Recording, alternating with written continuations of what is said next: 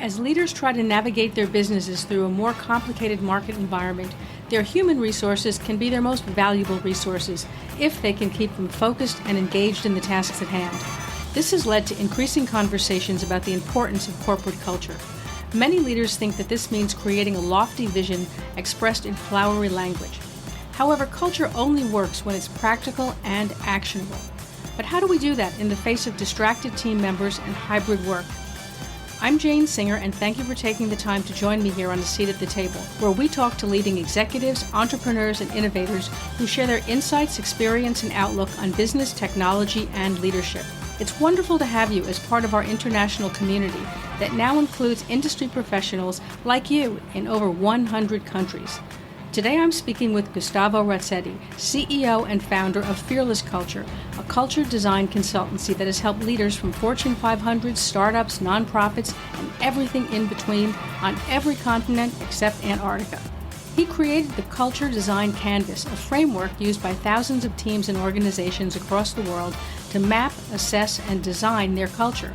Gustavo is the author of 4 books, the most recent being Remote, Not Distance, Design a Company Culture That Can Help You Thrive in a Hybrid Workplace. In this episode of A Seat at the Table, Gustavo talks about how workplace culture can be designed and how we can do this, how to make our company culture easier for employees to understand and more actionable for leaders, how leadership can overcome the challenges of a hybrid work model, and what he's learned working with a wide range of companies from the best to the worst. Before we get started, if you're a supply chain executive who'd like to finally put an end to information overload and get a concise, fact-based summary of key market developments and shifts, as well as sharp insights as to what is likely to impact sourcing in the coming months, then the current situation in sourcing is exactly what you're looking for. To learn more, head on over to thecurrentsituation.net. That's thecurrentsituation.net, where you can get all of the details. Now let's sit down with Gustavo and learn how to design a work environment that will accelerate individual and team performance. I'm so happy that you're able to join us, Gustavo. I think that nowadays companies are facing so many challenges in leadership that they didn't have before. We're in what you might really call turbulent times. So with that being the case, you're facing the business challenges, but also having to keep the team. We have to keep the morale up because a lot of what's going on in the world is impacting people on a personal level. And those people with that sentiment are coming into the workplace. So we're having to juggle, well, how do we keep people happy? How do we keep them engaged? How do we create that sense of security for them within our companies? Well, we're also facing all the business challenges that we have to face. So I'm really interested on your insights into this. And particularly, I think if we start with a concept that you brought up, which is, can you design corporate culture? Thank you for the question. It's a little bit kind of tricky because my title, besides being the CEO of my consulting firm, I'm also like a culture designer. So of course, if I call this, I would say, yes, you can design culture. I think that we need to, first of all, clarify what do we mean by culture design? So before we jump into can we do it or can't we do it? I think that sometimes people confuse the term design with controlling. So you cannot control your culture, but you can set certain parameters, certain directions, so people align into what are we trying to achieve together, how do we want to work together, and what's accepted and what's not okay within the team. So in that regards, we work with different organizations to try first to understand what's their current culture and uncover the gaps. There's usually lots of gaps across departments, across levels. We know that CEOs have a beautified, perfect, future-driven vision of their culture, but then the people that live on the day-to-day, the trenches, they're close to the customers, they have a different experience. So we need to capture that before we can jump into the design.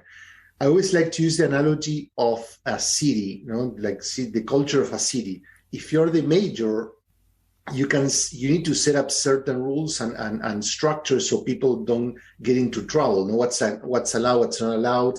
Is this street going to be two-way street or one-way? What's the maximum speed limit, and so on and so forth. But then people are going to choose which car they're going to drive, the color of the music they're going to be listening to, if they're going to walk or bike or whatever. So that combination between certain the context, but then allowing freedom for people to choose, that's how we can design culture in a company or team level. I think that's a really interesting way to look at it, because it's somewhat of a collaborative process as well as being a top-down process, right, where leadership has that vision, but you're also bringing the actual people there to participate and sort of share their interpretation, perhaps, of that vision. Yeah, that's a very good point when you make about the collaborative, because sometimes people feel, okay, let's design culture, but then we have HR and the CEO and COO and maybe CFO who are going to be like in charge of the project. And that's kind of not the way to go. We need to include other voices.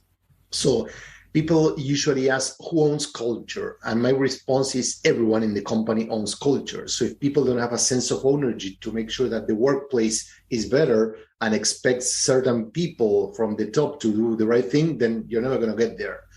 Of course, the leadership has the last word into defining what they want to do, what they want to achieve, what type of culture they want for the company based on people's input.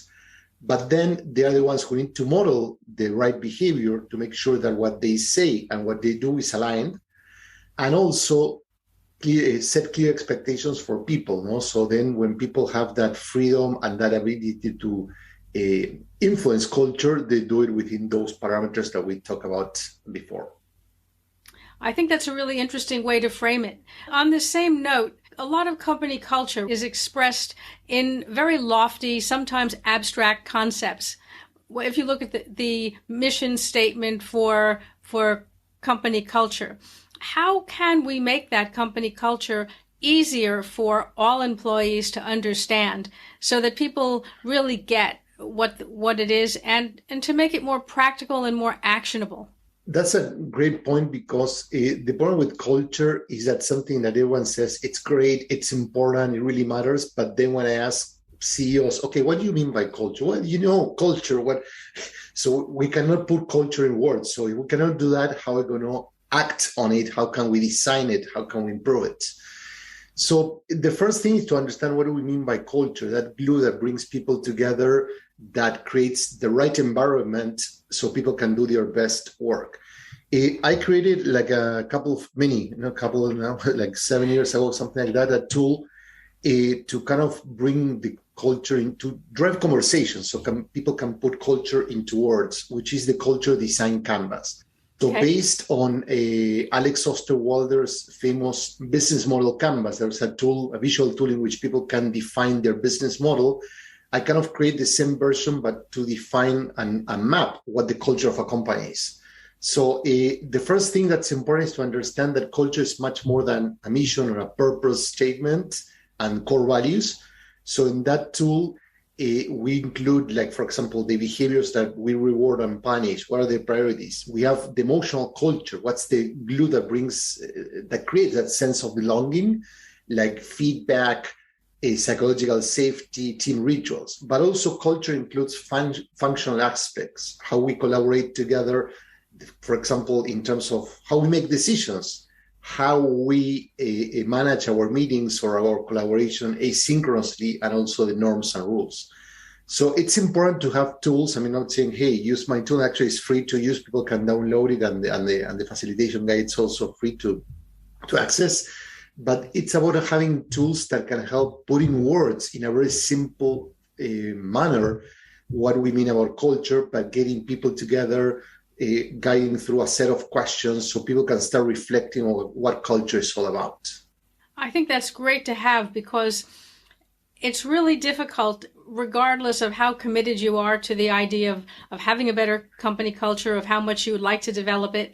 Sometimes without those kind of tools to provide a framework, it becomes really difficult to sit there, in a sense, with a blank piece of paper and try to figure out, where do we go from here, and how do we make something that everyone in the company can relate to and actually can put into practice. So I think the kind of tool that you're talking about has got to be game changing for many, many companies, and certainly we'll include links in the show notes for where people can access that.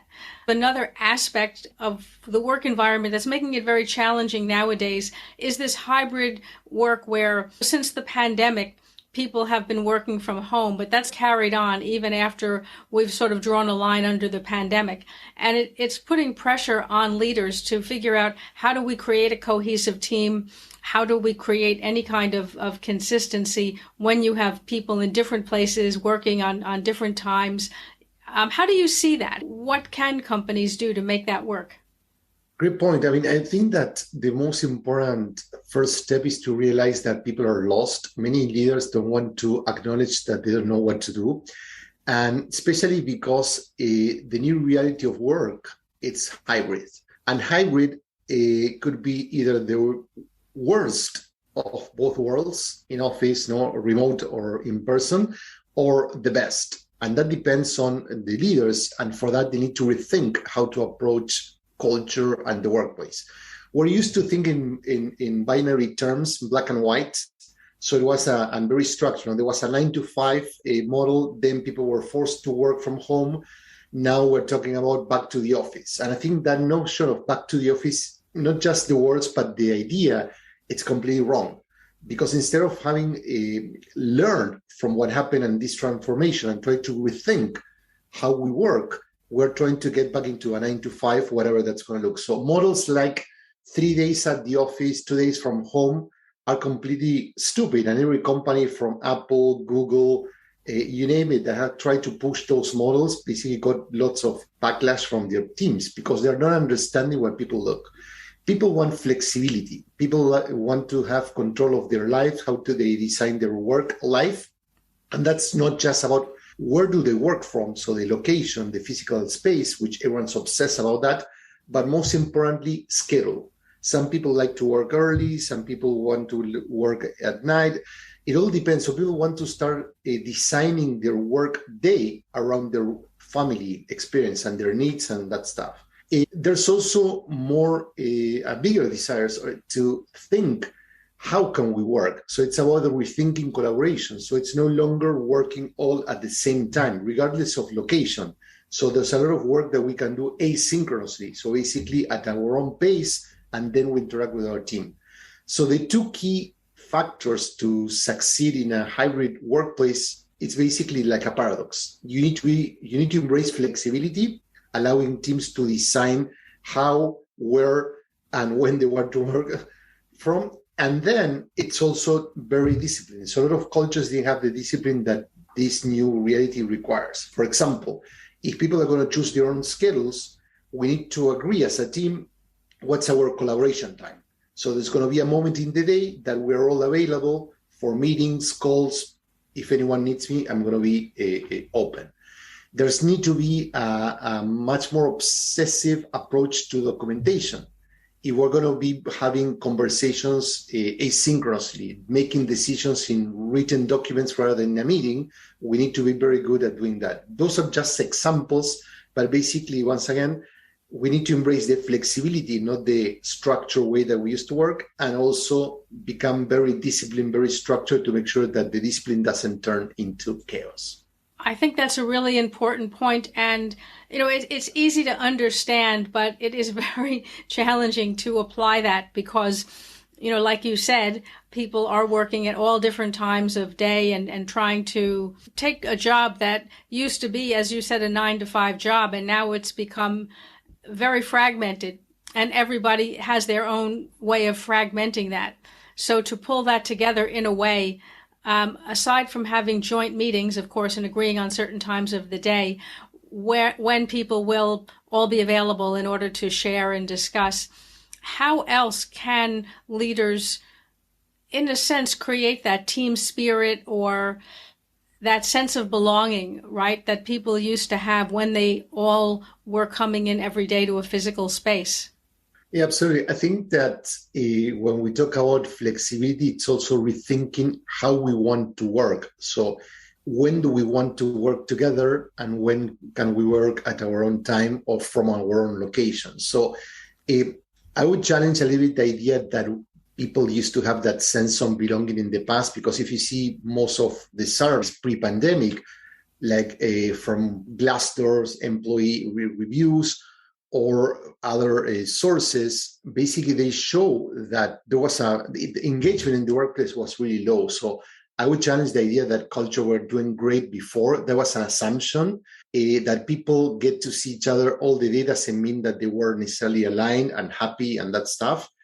But on the other hand, let's put that aside. Moving forward, I think that leaders need to be more intentional in how to bring that sense of belonging. So if we're going to bring people together, let's bring people together to do something that's going to build that culture. For example, GoTo, which is the tech company that has the GoToMeeting software and many others, they decided to go fully remote after the pandemic because of their positive experience. But of course, as you were saying, well, hey, we need to keep the culture alive. What are we going to do? So one of the things that they implemented is that they reallocated part of the money that they saved from office space into team building activities. But it's not just, hey, let's have a party. For example, they say it's easier for people who live close, same city, same neighborhood to get together. And they started promoting different causes, like, for example, going to a food bank and helping the community. So employees from the same company, mostly from different departments, they never work together. They go there, the company gives them money so they can support that cause. So that's a very interesting way from not only to bring people together, but do it in a meaningful way. People feel that, hey, we're making the world better and the company is helping us do this. I think that's interesting. And I think that's an interesting kind of a collaborative activity, because it's not just collaborative and bringing people together, but you're bringing them together to help the community, which has another feel-good factor to it as well. Yeah, absolutely. And one thing that's important, we are still trying to figure out things, but there are a lot of research and practices from before the pandemic. I mean, there were many groups that were operating remotely. To a point, people that were working in global companies, they have to adapt to these crises. So we need to adjust. And of course, then take breaks to offset that. The key thing is we need to, as leaders, they need to let go of control. I think that's one of the critical things that leaders were used to manage by visibility. So if you were present in the office, if you worked 9 to 5 or 9 to 7, if you were busy in meetings and doing stuff, that means that you were being productive. Today, trust is a huge issue that affects that sense of belonging that you were asking about. And leaders need to trust people. And the reality is why leaders want people to go back to the office. They say that it's because culture is suffering. There's no sign, no research shows that at all. And I've done a lot of research analysis for my book. What people want is, hey, I want to control people. And many leaders want to go back to the office because it's comfortable for them. So let's bring the people too. We're going to take a quick break now, and then we'll be right back. We were hiring when we were making 50 to 100K monthly losses. And why? Welcome to episode 1. I can't think of a single founder who's been around for a decent amount of time in business who hasn't had their tunnel of year. This was that year. We're going to be okay, yeah, Sheree. Some are going to hear this and think, you TDP. But hear me out. You only have to do the math to understand that very soon we were $500,000 down. Right. Yeah, I think there's so many different aspects to work from home or work from the office that each participant has their own agenda, so to speak, as to why they would favor one or the other. But as you're saying, this hybrid work environment looks like it's here to stay, at least for a while. So we need to figure out how to make it work. Looking at different companies, when you were doing the research for your book, what stood out amongst the companies that were very successful? Was there a commonality amongst successful companies, or did each successful company have their own unique way of doing things? That's a great point. There are lots of commonalities. And I think that most of the companies that either were doing remote or hybrid before the pandemic or embrace it and then thrive during the pandemic is, first of all, they adopted like an experimental mindset. So now I see that many companies try to find what's the solution. They're looking for that answer that's going to fix all the problems. And in these cases, the companies were more into, okay, we're going to do like different experiments, see what happens, and tweak. So with a very open mentality. On the other hand, as we discussed earlier, they were very inclusive in terms of bringing people together, getting people's input, and not just trying to define everything like not a one-size-fits-all for sure, but also not a top-down approach to a culture.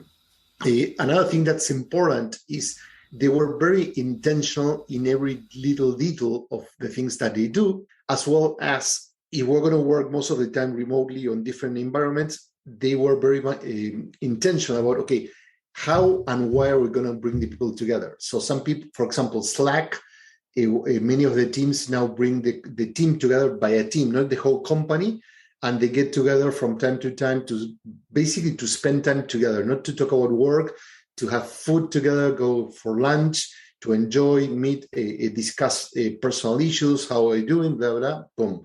There are companies like GitLab, they've been operating remotely since they were created, and they meet on a quarterly basis, and everyone gets together and they invest a lot of energy and money to build that culture. So very intentional. So in other words, each company of the group that's been successful, each of those companies has, in a sense, rather than followed a formula, has come up with what works for them, for their particular needs and for what would resonate with their team, as opposed to following a cookie cutter approach.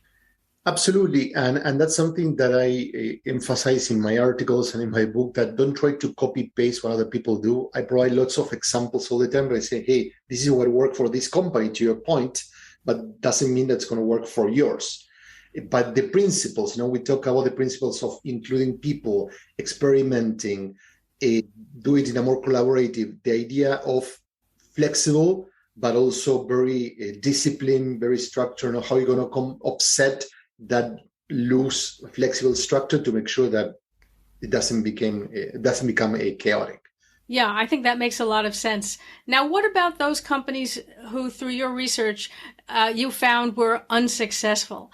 Were there specific things that you could point to and say, these are red flags, or was there any commonality amongst the people who were unsuccessful? The first thing is not acknowledging what they don't know, so don't realizing and basically they jump quick into the solution. So what I've seen, like many companies haven't spent time pausing and say, hey, let's reflect on our culture. Let's go pre the pandemic. What used to work? What wasn't working? Then when we were forced to adapt because of the pandemic, what happened? When people work remotely, when we started experimenting, what good things emerged from the culture, what bad things became, and try to leverage all those lessons into designing the future. I think that many people never invested the time to do that, so they jump into it. What are we going to do?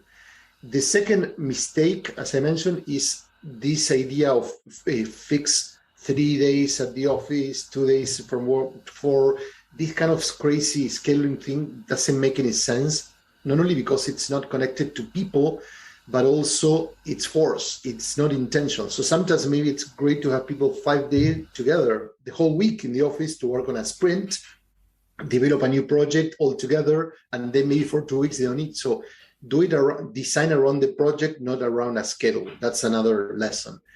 And the other thing that's critical that I talk about is that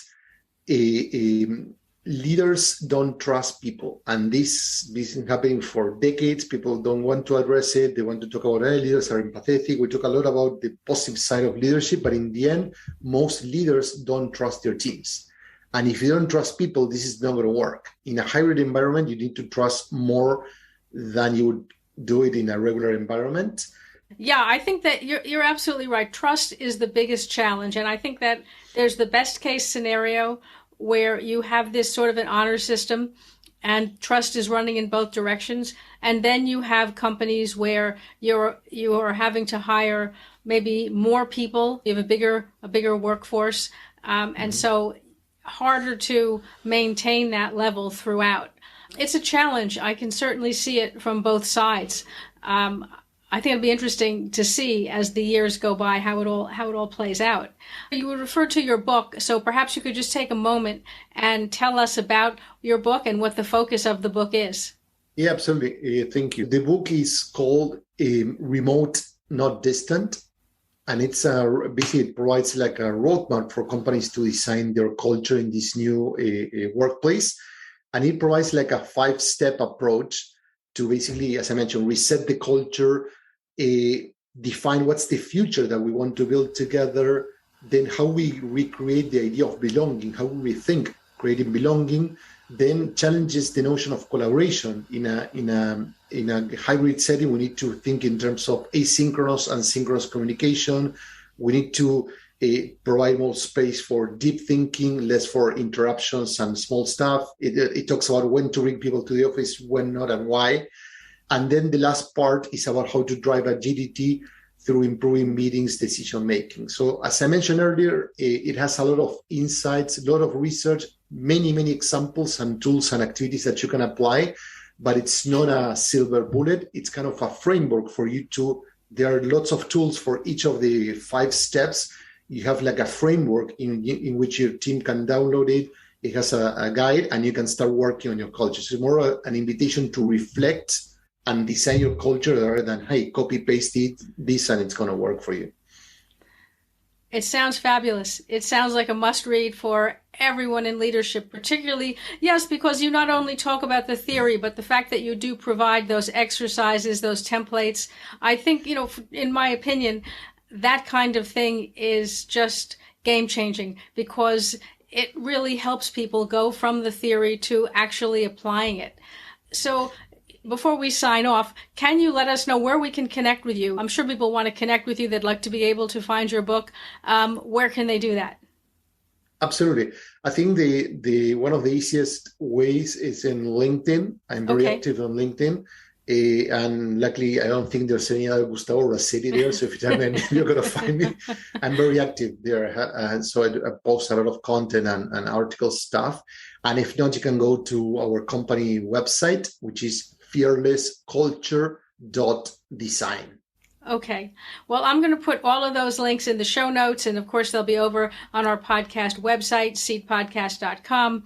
And I just want to thank you so much for taking the time to join us today, for being a guest on A Seat at the Table. I've learned a tremendous amount, and I think most of the people listening did too. So thank you. No, thank you, Jane. I really enjoyed it, and thank you for making the space and for the invitation. I think this is great. And I love your questions because I think it invites to share people lots of insights, but also to kickstart the conversation. So I hope this is not the end of it, but people get curious and they start experimenting and exploring on their own as well. Yeah, I'm sure they will. Well, thank you again. Thank you for tuning in to A Seat at the Table. If you enjoyed this episode or learned something from it, I'd love to hear about it. Your feedback powers this show. If you'd like to support the show, please hit the subscribe button so you never miss an episode. Also, share episodes you found valuable on LinkedIn or other social media and call out your biggest insight or takeaway from the program. And don't forget to tag me, Jane Singer. I love seeing which episodes you liked best. And if you have time, please leave a review on any of the major podcast channels. Also, don't forget to check out our website, seatpodcast.com. That's SEAT podcast.com. You'll find all kinds of bonus content there, including free ebooks, discounts on apps and other products, as well as a preview of upcoming podcast episodes. You can also send a message with any thoughts, feedback, or suggestions there, and yes, I will read them. Thank you for joining me today and supporting the show. I'm Jane Singer, and I'll see you in our next episode of A Seat at the Table.